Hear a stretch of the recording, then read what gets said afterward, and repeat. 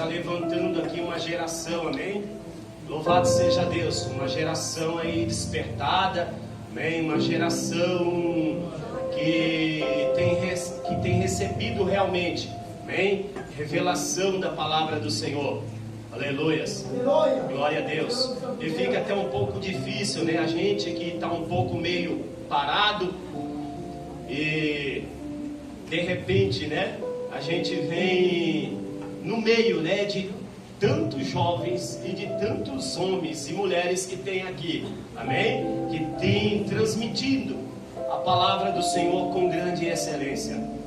Glória a Deus. Aleluias. Eu quero nesta noite, amém, compartilhar com vocês. É um versículo bastante conhecido, mas é um versículo que não teve quem manda, amém? Esse versículo ele virou uma indagação. Eu não tenho visto quase ele como palavras, mas eu tenho enxergado ele como um ponto de interrogação para mim, amém? Glória a Deus. Nós temos essa passagem em Crônicas, mas eu quero ler com vocês aqui em 2 Samuel, amém? Glória a Deus. 2 Samuel, capítulo de número 6.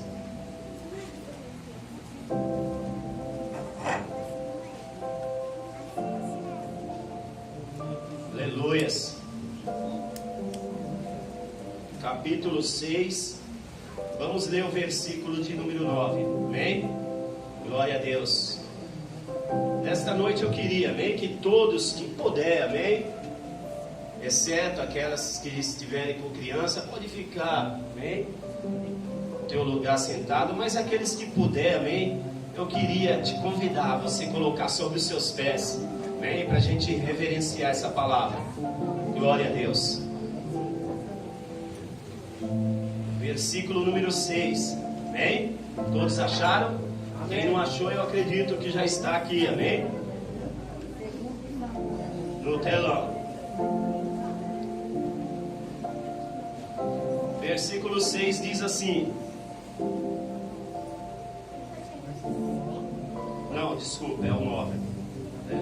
Capítulo 6, versículo 9. Amém? É o versículo 9, é o capítulo 6. Aleluias. E temeu Davi ao Senhor naquele dia, e disse: como virá a mim a arca do Senhor? Amém? Queria todos vocês repetissem somente, amém? Vamos abordar aqui somente a parte B do versículo, amém? Vamos ressaltar só a parte B. Como, todos juntos, amém? Como virá a mim a arca do Senhor? Aproveitando de pé, amém? Curvando a cabeça, querido Deus e amado Pai, acabamos de fazer menção, Senhor, desta palavra. Que o Senhor possa, Deus, nesse momento, meu Deus, tomar nossas vidas, Senhor, e levar ao centro da Tua vontade. Deus, neste momento, que desapareça, Senhor, as nossas fraquezas, as nossas vontades, as nossas forças, e o Teu Espírito venha ter plena liberdade, Pai, para estar, Deus, falando ardentemente e poderosamente aos nossos corações. É o que nós pedimos em nome de Jesus. Em nome de Jesus, amém? Podeis assentar. Aleluias. Glória a Deus. Como estava dizendo a vocês, eu acredito que foi por volta de quinta-feira, um culto de intercessão, sem ser a passada, retrasada, e eu vi uma criança. Essa criança era filha do Eduardo,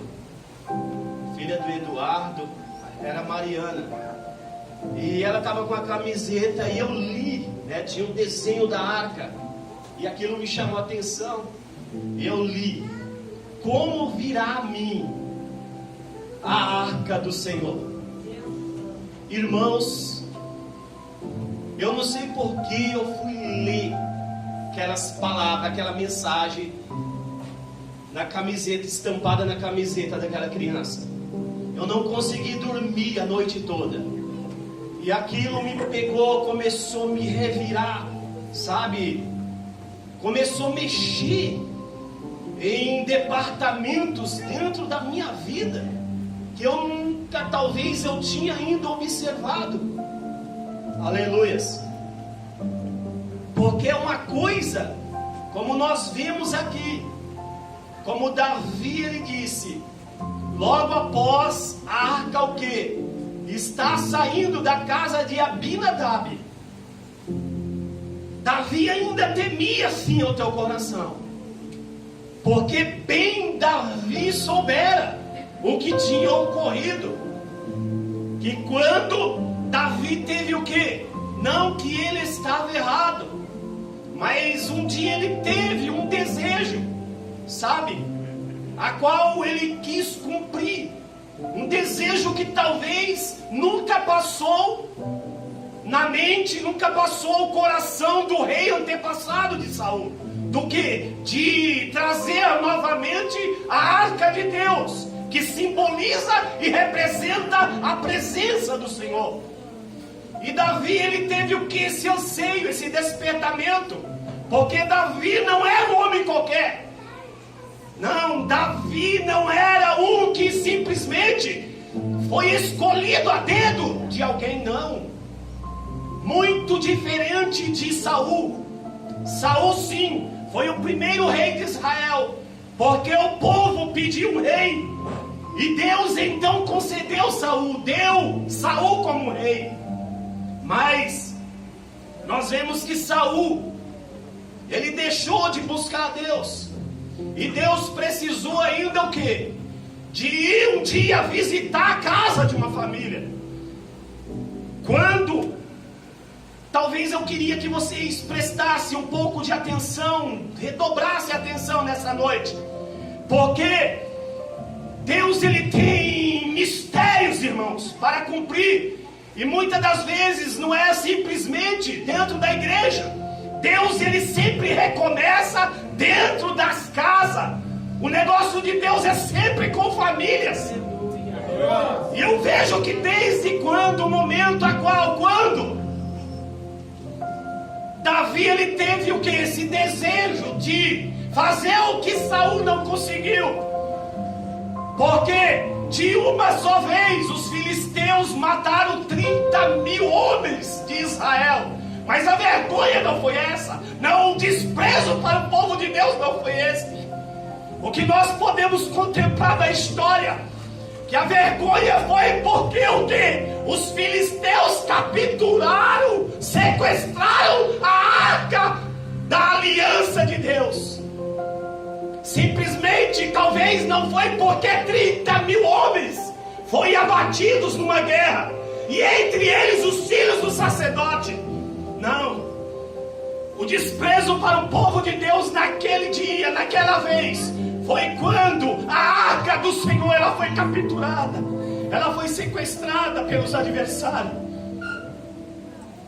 E Davi então foi despertado, porque ele não era alguém qualquer. Davi foi escolhido dentro de uma casa, dentro de uma família que talvez, aleluia, vivia. Ele poderia ainda até viver, até ter aquele sentimento de desprezo, de abandono, porque a Bíblia nos mostra claramente isso, que quando Deus envia o juiz, o profeta, o sacerdote, aí a casa do seu pai, para escolher a dedo um dos seus filhos, porque ele iria ungir como rei, iria levantar como rei, mas não segundo a vontade do povo, segundo o que o desejo, o querer, o anseio do teu próprio coração. E Deus vai lá, através de um homem, para escolher um que estava o que? Menosprezado, esquecido. e abandonado pela família. Sim, todos os filhos aparentes, todos os filhos robustos, os mais fortes, os mais bonitos chegaram lá. E é uma decepção até um certo momento para o pai. Se não foi nenhum desses, não vai ser aquele que estará no campo cuidando de ovelhas. Sim, o negócio de Deus é sempre esse. Mas quando Deus pega alguém assim, irmãos, não é para viver, sabe, no mesmo sentimento e ficar, talvez, sabe, como um líder contando simplesmente suas lamúrias. Não. Deus tem sempre um propósito. Sabe para quê? Para levantar aqueles que eram desprezados, para ir lá, para servir os irmãos, para servir o próprio rei. Vai lá, filho, você que vai levar o pão, você que vai levar o queijo hoje para os teus irmãos na guerra. O propósito de Deus sempre é este. E muitas das vezes nós não entendemos, sabe? Mas, sabe o que me chama a atenção? Que quando essa pergunta vem ao meu coração e me diz a mim, como virá a mim a presença do Senhor? Davi era um homem segundo o coração de Deus, mas ele não era um super homem. Davi não era ultra server, não era Spectreman, não. Davi não era um homem de ferro, não, coisa nenhuma. Davi não tinha o machado do Thor. Davi era um homem, era um ser humano. Era um ser humano como eu e como você. E é aí, sabe, na onde que Deus de forma nenhuma, Ele não censura as fraquezas de nenhum. Todas elas estão aqui, ó, expostas e abertas. Para o quê? Não para mim ir lá e fazer na onde Davi tropeçou, na onde Moisés errou. Não, de jeito nenhum. Para a gente poder aprender. Sabe, isto tudo é instrução. Isto tudo é direcionamento para cada um de nós. E Davi, talvez neste momento, sabe, ele não teve a convicção, a certeza, como talvez na onde ele iria retirar lá, resgatar a arca de Deus e conduzir ela ao lugar correto. Aleluias. Mas quando eu vejo, a gente talvez não pode nem simplesmente ler. A gente tem que entrar dentro da palavra e deixar a palavra revelar nossas entranhas, revelar o que nós necessitamos e o que nós somos. Aí eu vejo talvez uma vontade, uma certeza de Deus, na onde realmente que Ele queria que a arca fosse. E quando eu vejo que a arca é retirada da casa de Abinadab, a Bíblia fala que todos os homens que foram lá a este grande serviço do Senhor, aleluias, e já os corretos, acredito eu, porque alguém pelo Espírito cantou a bola da vez a Davi. Davi não precisa de carro novo, Deus não precisa de um bate-móvel. Não, Davi, é os levitas. Os levitas são os homens de ofício que vão querer transportar a arca da presença. Davi, uma vez que erramos do que? De botar a arca em cima de um carro. Deus, Ele não precisa do carro, Davi. A arca tem que ser carregada pelos levitas e ser colocada sobre os nossos ombros, sobre os ombros. É isso que Deus precisa. E dali, diante do caminho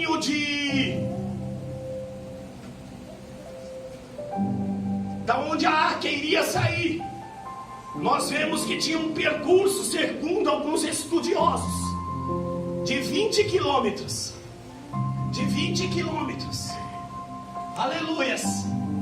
20 quilômetros da casa de Abinadab. Aleluias. Para onde eles iriam conduzir a arca, a casa de Davi. E eu vejo que a Bíblia fala que durante cada 6 passos eles sacrificavam o quê? Um boi. Já pensou? Um percurso de 20 quilômetros. E a cada 6 passos dado, tinha que sacrificar um boi. Segundo alguns estudiosos, esse tempo levou sabe quanto? 6 meses. 6 meses para a arca chegar ao seu destino. Vocês já imaginaram quantos bois durante 6 passos foram sacrificados? Vocês já pensaram nisso? Segundo os estudiosos, foi na faixa de 144 mil bois. 144 mil bois. E sabe quando eu vejo isso? Muitas das vezes a gente quer, sabe, nos esquivarmos. Muitas das vezes a gente queremos, irmãos, nos escondermos atrás de algumas coisas. Por causa do quê? Sabe, do sacrifício que ele é obrigatório vir durante o percurso, durante a caminhada. Ele tem que vir. E isso nos amostra. E isso é evidente. Sabe? E isso é evidente dentro da palavra do Senhor. Porque eu vejo que através mesmo de Jó, nós poderíamos hoje exemplificar, colocarmos como um grande exemplo. Aleluias. Um homem que tinha tudo, e um homem que teve que passar por uma prova de Deus. Sim, foi Satanás que foi lá, mas por permissão de Deus. Tirou tudo o que ele tinha. E o que eu quero dizer com isso? Jó era servo de Deus, e ele teve justamente que passar por isso. Mas sabe o que me chama a atenção? Não é muitas das vezes os desafios, não é muitas das vezes o sacrifício que nós que nós temos que enfrentar ele pela frente, pelo caminho. Não é, irmãos. Não é não. Não é não. Você pode ter certeza que vai ter o quê? Lá, vai ter lá sim um Elifaz. Vai ter lá um Bildade. Vai ter lá um Jofar. Vai ter sim. Assim como teve para Jó. Vai ter sim. Para o quê? Para ainda intentar a sua culpa a ele. Dirigir as suas acusações a ele. Vai ter lá esses 3 personagens que irão lá apontar o dedo na cara no rosto de cada um.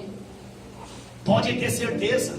Muitas das vezes não é, sabe? Não é os problemas do cotidiano, do dia a dia, os desafios que surgem, sabe? Para o quê? Para nos forjar, para preparar-nos, forjar o nosso caráter. Não é justamente os problemas, não. Pode ter certeza que todo filho de Deus, toda filha de Deus, tem um Elifaz, tem um Bildade e tem um Jofar na sua vida. Tem, irmãos, tem sim. Porque só basta o quê? Você cair em uma prova, em uma necessidade, que eles chegam lá na tua casa. Sabe o quê? Para apontar, para dizer: não, talvez você está em pecado, está em falta contra Deus. Pode ter certeza, nunca vai deixar de não ter na tua vida esses 3 personagens, porque são níveis de preparamento, níveis de batismo que nós temos que passar. Sabe quando Deus, no capítulo de número 47, leva Ezequiel ao rio. E lá, Ezequiel chega ao rio. E é o que? Medido 1000 côvados. Ezequiel entra no rio. Ezequiel pula, irmãos. Pula no rio, está lá no rio. A água está nos seus artérios, no seu calcanhar. E eu vi até o pastor Juscelio exemplificando isso, achei muito interessante. E Ezequiel está lá todo pá, todo cheio. Eu estou na presença de Deus, eu tenho Deus. E Deus está lá na frente. Ezequiel, eu só tenho de você os seus pés. Vocês entenderam? É medido mais 1000 côvados. Deus tem falado isso aqui. E eu quero simplesmente exemplificar. Porque Deus, Ele não quer você dentro desse rio só com seus pés, não. Não é só através das águas batendo no joelho, ou talvez ela chegar à tua cintura. Deus quer que você atravesse a nado. Deus quer você emergido. Sabe por quê? Quando nós emergimos, quando já não tem mais condições natural e capacidade humana de a gente agirmos e a gente atravessarmos, não tem mais nada de nós que possa agir. Sabe, Deus vai ter tudo. Deus vai ter tudo de mim. Deus vai ter tudo de você. Porque as águas do Espírito que vão te conduzir. Porque você já vai estar sobre águas profundas. Sabe o que Deus quis dizer? O que Deus está nos ensinando com essa passagem? Cada 1000 côvados medido é um nível, irmãos. É um nível de batismo. É um nível de batismo. Porque você nunca vai ser, não. Deus nunca vai olhar para você pelo que você é, pelo que você faz, pelo que você pula, pelo que você talvez se aparenta e se transborda da presença dele. Não. Sabe na onde que Deus vai te medir? É na hora que você estiver passando por este rio. É na hora que você estiver por esse desafio. É na hora que você estiver apanhando. Sim, é na onde que Deus vai ver o tanto que você suporta, para Ele ver o tanto que Ele vai ter de você para Ele. É justamente isso. Deus, Ele quer o nosso tudo. Deus, Ele quer o nosso tudo. Não tem jeito. Não vamos fazer, talvez pensarmos como Ezequiel pensou. Viu? Quando ele entra no rio e as águas batem simplesmente aos seus artérios, e ele fala: eu tenho Deus. E Deus está lá de frente chamando ele. Não, Ezequiel, eu quero tudo. Vem, Ezequiel, vem. Vem, Ezequiel, caminhe, eu quero tudo.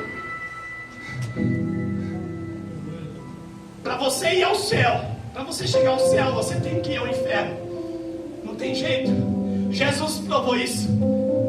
Ele provou isso com morte de cruz. Ele teve que ir ao Hades primeiro, para chegar ao inferno. Aí você fala para mim: mas agora eu vou ter que ir ao Hades. Não.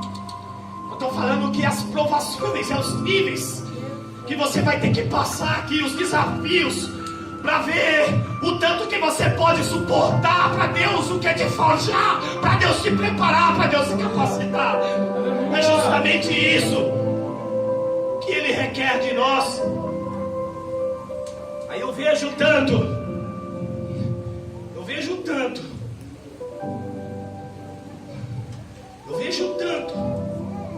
o tanto mesmo, que isso é importante, que na onde que o próprio Jesus,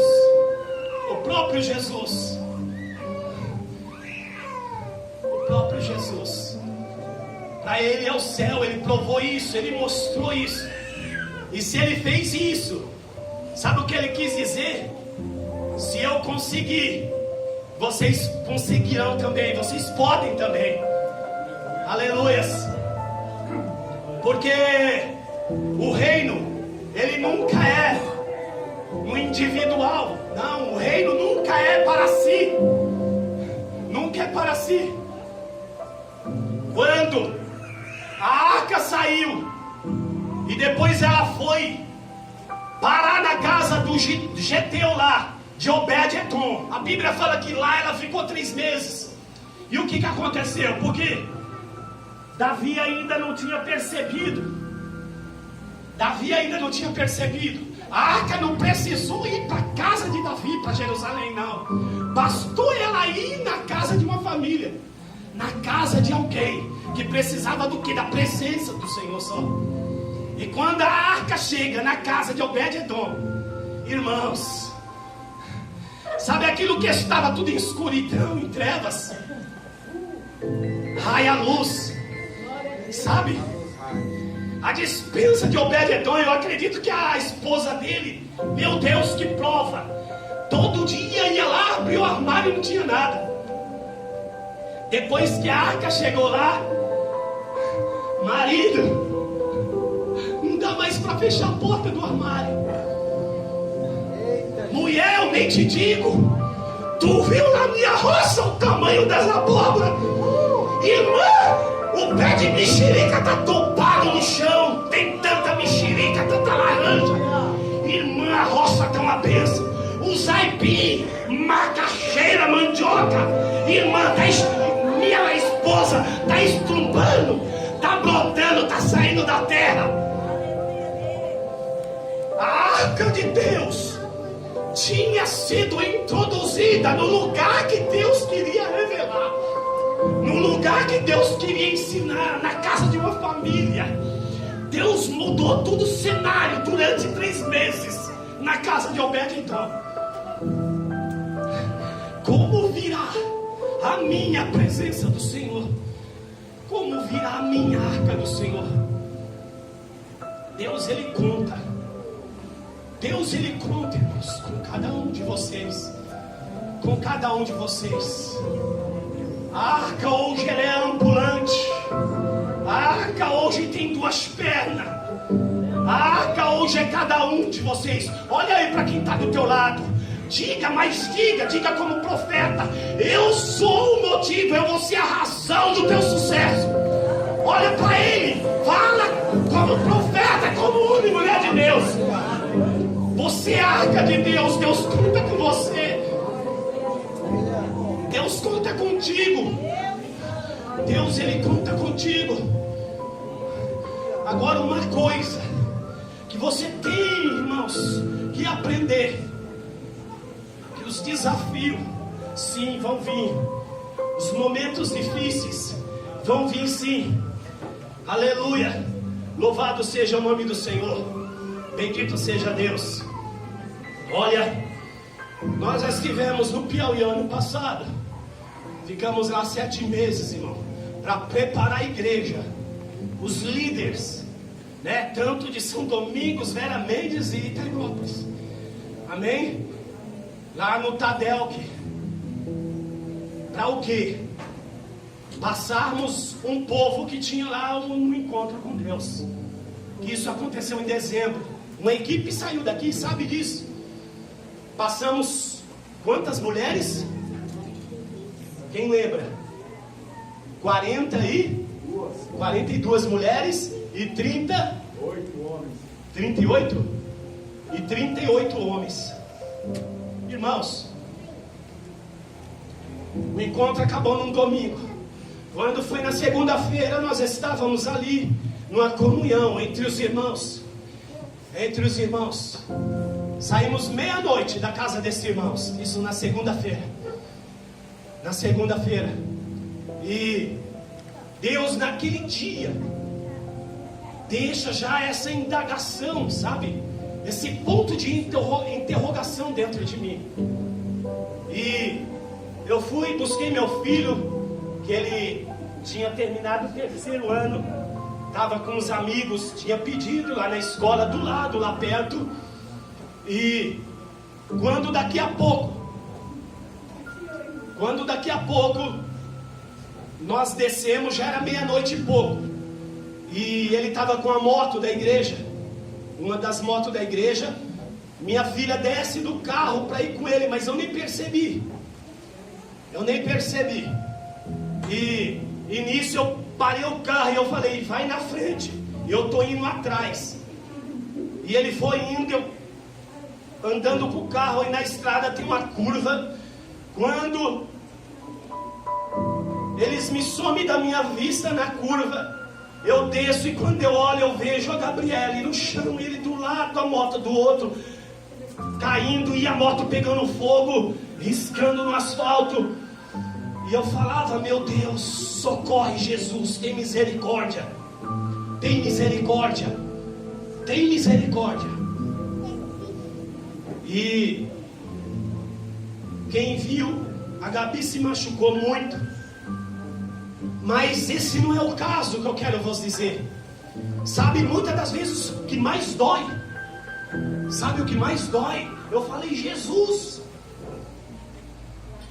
eu saí, eu fui despedido do trabalho, eu nunca tive dificuldade para trabalhar. Irmãos, eu tenho trabalho como hobby, só minha esposa sabe o que eu estou sofrendo, sabe? Não é que eu dependo da terra. Eu sempre gostei de trabalhar, e eu falei, Deus, eu nadei, e agora eu vou morrer na praia. Eu estou talvez há uns 8 anos para me aposentar. Ela deixou tudo, terminou direito. Eu falei, nós viemos aqui, não é nada por nós, só por desejo por vidas, para o Senhor destravar, para o Senhor posicionar vidas, salvar vidas aqui. E é isso o merecimento, é isso a minha recompensa. Eu fiquei perguntando para o Senhor se eu mereço, é isso. E o Senhor vem tocar mais no que eu anseio, mais no que me dói. E eu entrei um pouco em crise com Deus, irmãos. Mas sabe o interessante? Não foi isso. Sabe o mais interessante? É que ele faz. Bildade e Zofá estava lá também. Estava lá, irmãos. Ao invés de abraçar o menino, ao invés talvez de nos ajudar, tem alguma coisa errada. Você está em falha com Deus, alguma coisa você fez. Sabe, essas coisas muitas das vezes, irmãos, que nos dói, mas é bom, sabe, é muito bom, sabe o que? Quando a gente trabalha em torno pro reino, quando a gente sai do nosso mundinho, do nosso eu, e entra no coletivo, entra o trabalho do reino, é diferente, sabe, as coisas fluem quando o quê?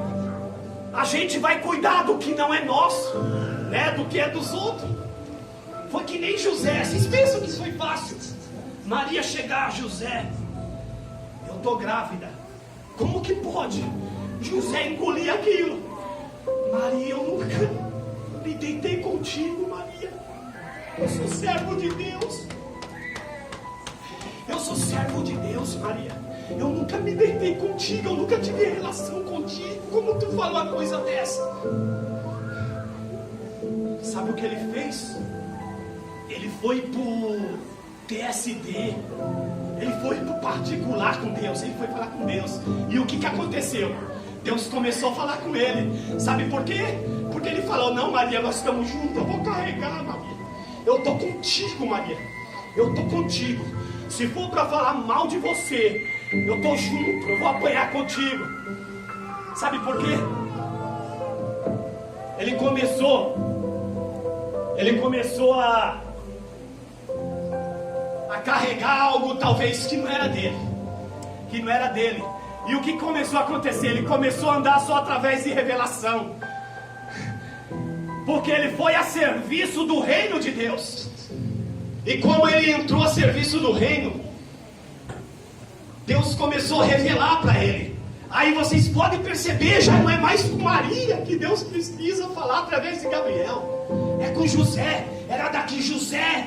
Tu levanta, pega Maria e o menino corre para o Egito, porque Herodes procura matar. José está ali, José levanta, José está aqui. Deus fala com eles, fala continuamente com eles em sonho. Quando a gente começa a entender isso, como é necessário vir a nós, a mim, a arca de Deus, a presença de Deus, as revelações começam a vir. As revelações começam a acontecer. E com José não é nada diferente. Sabe, ontem eu estava meditando em algo. Quem já ouviu falar em Lutero? Martinho Lutero. O cara que revolucionou, reformou, que nos trouxe na realidade o que? Hein? A palavra de Deus, a Bíblia. Porque até ele, ninguém poderia conhecer, ninguém poderia ler. O povo era oprimido, sabe?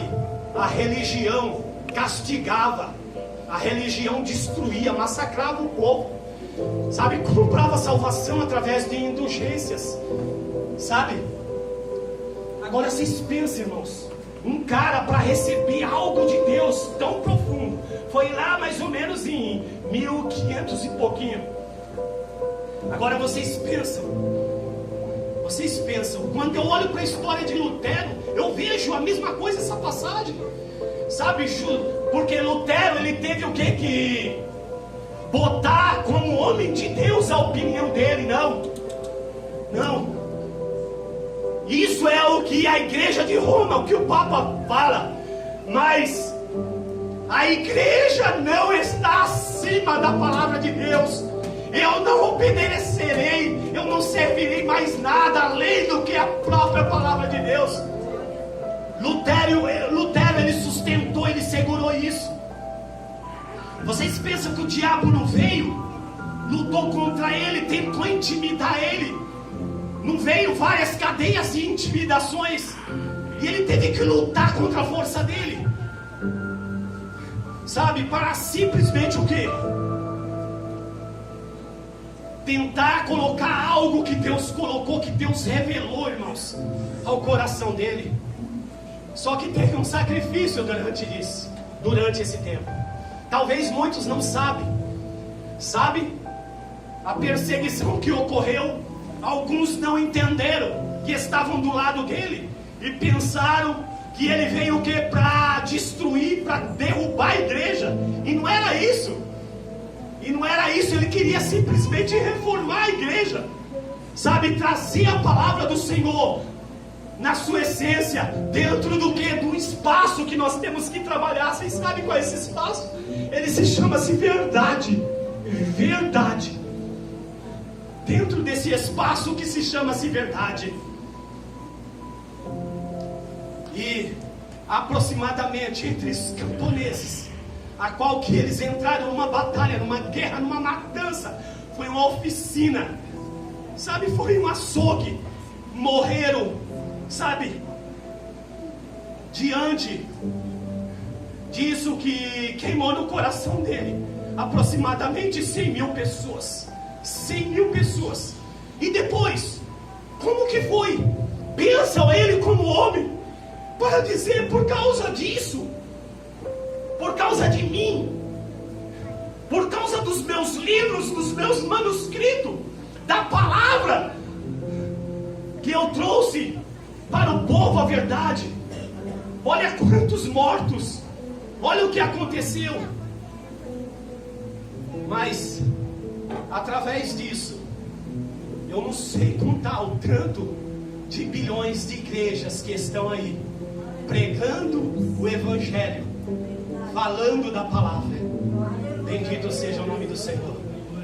E o que, sabe, muitas das vezes o que nos dá medo é pessoas que muitas das vezes estão do lado de quem está influenciando dentro desse espaço que se chama verdade, mas não entende, sai pelo lado oposto, sai ao lado contrário, sabe? E tentam que denegrir, tentam destruir a igreja. Não, irmãos, a nossa luta não é contra a igreja. Deus, ele precisa da igreja. Viu? A nossa luta é contra o sistema. É o sistema religioso, sabe? Que é massacrador, destruidor. Essa é a verdade. Porque Deus, ele precisa sim da igreja. Porque se não fosse a igreja, eu não estaria aqui. Deus, obviamente, ele levantou homens, mas preparou que a igreja para o quê? Para a gente não massacrar, para a gente não oprimir. Não é para a gente destruir o povo, é para a gente o quê?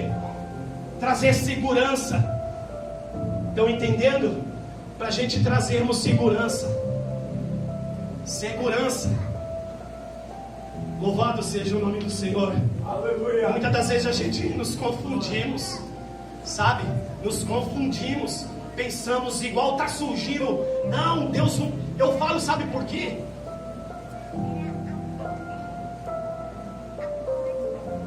Está aqui eu, irmãos. Quantas das vezes eu olhei para o templo de Salomão, não tenho vergonha de falar. Estou aqui diante de Deus. Deus não precisa de tudo isso. Tem tanta gente morrendo de fome. Não, é templo de Deus. Se eles podem fazer, Deus deu condições. Se é para adorar a Deus, deixa eles. Deixa eles, sabe? Antes de Deus soprar dentro de um corpo, ele construiu um boneco. Ele construiu um homem. Para o quê? Colocar o espírito, botar a vida dentro de um homem. Para Deus colocar o teu coração aí, para Deus guardar o teu coração, irmãos, tem uma caixa torácica de ossos, ó, por de trás e por de frente, para proteger o teu coração. O teu cérebro não é diferente.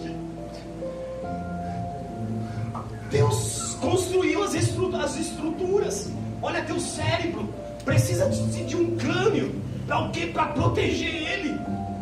Antes de Deus criar o homem, Deus o que? Criou o Éden. Criou o Éden para quê? Para botar o homem lá, para inserir o homem lá, para introduzir o homem no jardim. Muitas das vezes nós dizemos, irmãos,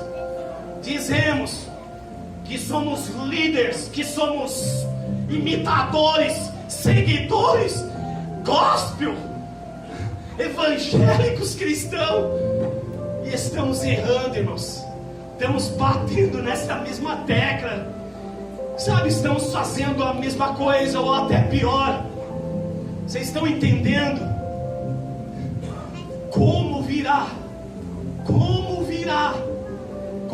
a mim a arca do Senhor, a presença do Senhor? Vocês podem, irmão, me dizer? Eu não sei dizer também.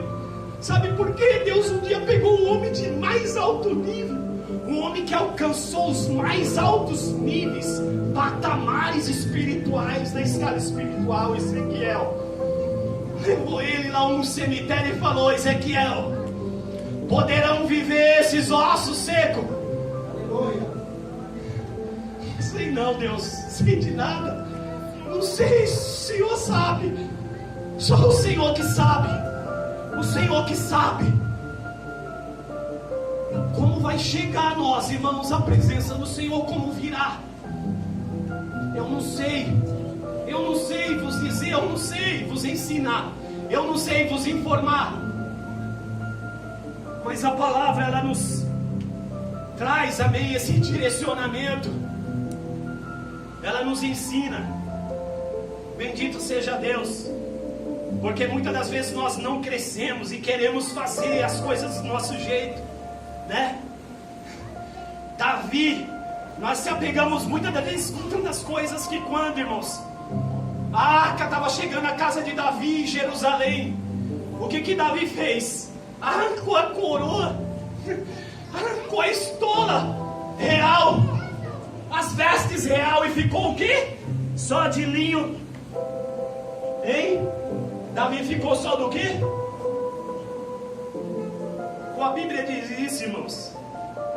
Davi ficou só de linho fino. Vocês lembram? Ou eu estou mentindo? Ou estou enganado? Linho fino. Não foi? Davi arrancou a coroa quando vinha o quê? Chegando a arca do Senhor.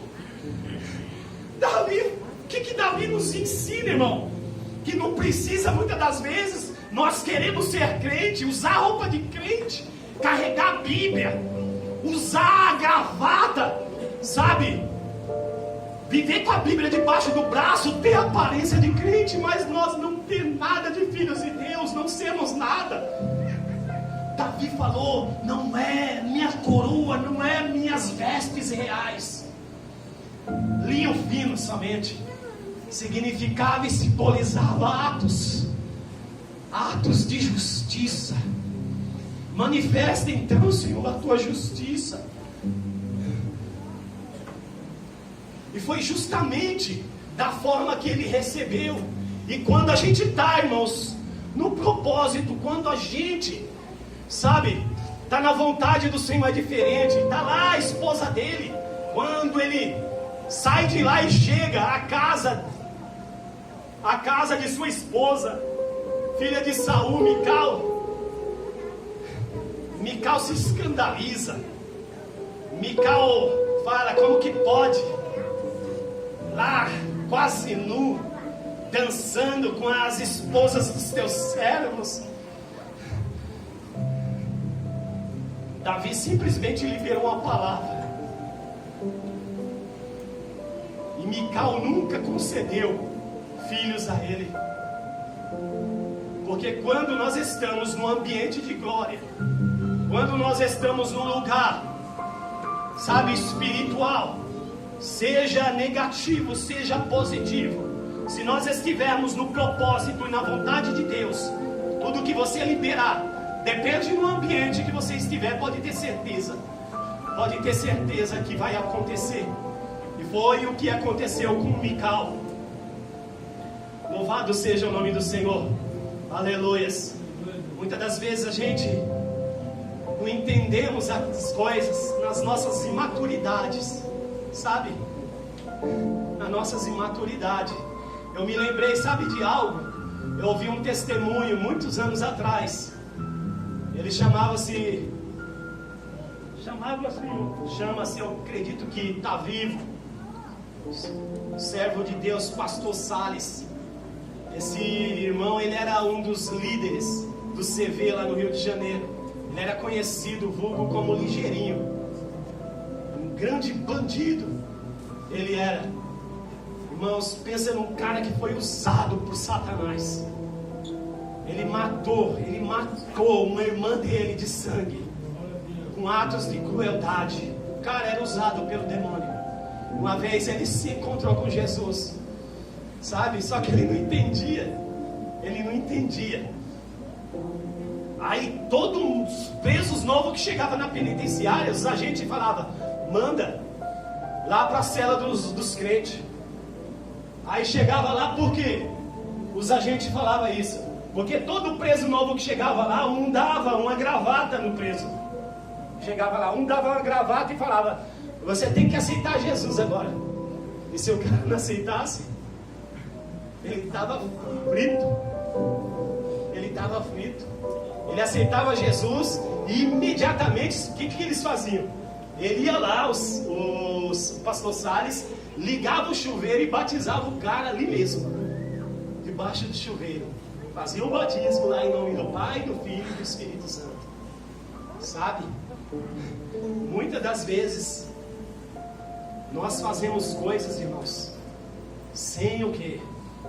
Sem pedir a direção de Deus, sem pedir o direcionamento do Senhor, como ocorreu aqui através da arca do Senhor, como ocorreu com muitos casos, muitas histórias que a Bíblia ela nos conta, que a Bíblia nos revela e nos ensina. Louvado seja o nome do Senhor. O que simplesmente nós devemos de aprender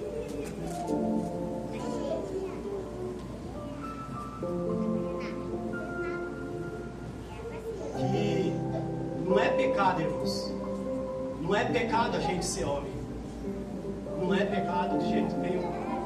Não é pecado, muitas das vezes, alguém, ou você até demonstrar a sua humanidade. Sabe o que é pecado? Sabe o que é pecado mesmo? É a gente querer ser Deus. É a gente querer ser, talvez, ou pensar de Deus algo que a gente não conseguimos, algo que a gente não somos, algo que a gente não podemos. Acho que isso é pecado, isso é o pior pecado. Não é simplesmente a gente pensar que a gente somos homem ou mulher. Não. O pior pecado talvez seja, é você pensar que você é maior do que Deus, que você quer talvez fazer uma coisa que não é da vontade de Deus fazer. Amém? Amém. Louvado seja o nome do Senhor. Nós vemos que a honra ela sobrepuja a obediência. Então, nós temos que obedecer, irmãos. Nós temos que obedecer. Jesus, ele foi o quê? Obediente até quando? Hein? Até a morte de cruz, né? Até a morte de cruz. Então, vai ter um fim, irmãos. E quando tiver esse fim, aí que é gostoso. Porque aí você morreu. Aí você morreu. Aí chega a hora da honra. Sabe? Aí chega a hora de você o quê? Viver a segunda milha. Sabe? De alguém vir, ó, e você oferecer a outra. Pode até demorar uma semana, né? Para você oferecer. Mas por quê? Você passou o processo da obediência. Você está vivendo então o que? O momento da honra. E quando você chega nessa hora, você já está morto. Você tem que estar morto. Aí é onde que as coisas começam, viu? A acontecer. É na onde que o céu começa a ser deslumbrado, revelado. E não é pelo lado de fora, não. É pelo lado de dentro. Louvado seja o nome do Senhor. Eu quero chamar, amém, o grupo, o ministério aqui de louvor. Aleluias. Vamos louvar, amém, o Senhor por louvor. Aleluia.